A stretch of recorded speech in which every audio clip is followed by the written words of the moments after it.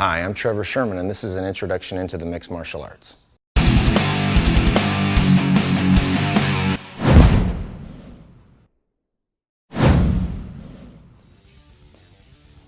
So I'm going to go right from the side position. Once again, just referring to stratum number 1 and number 2 as the correct position for side mount and side control.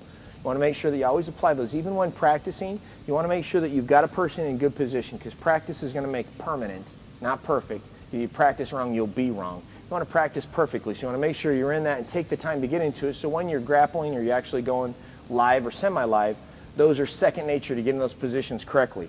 Now, one way to transition from side control to full mount is as follows. I'm going to push this arm up like I'm going to go ahead and put him in that head arm choke that we worked on in the side control.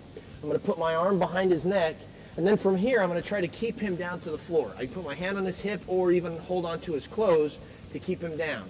I'm going to take my top leg and lay it right alongside, and then I'm going to use that motion to kick my leg up over and go into the full mount and get into a good full mount.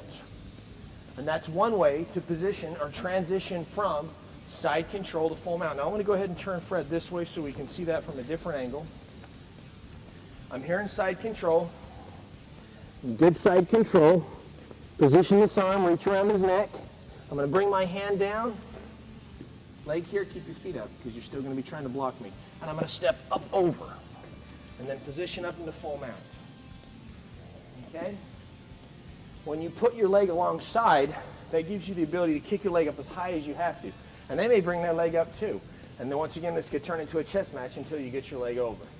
Also, knowing when you're training with yourself or when you're training with your friends or you're teaching your students, they get to where they understand with each other what each other is trying to do, and they might fight it a little more. This is a good thing. Not too much, but to make the person work for that position, because it'll never come easy when they're going in a sparring or fighting match. It'll never come easy.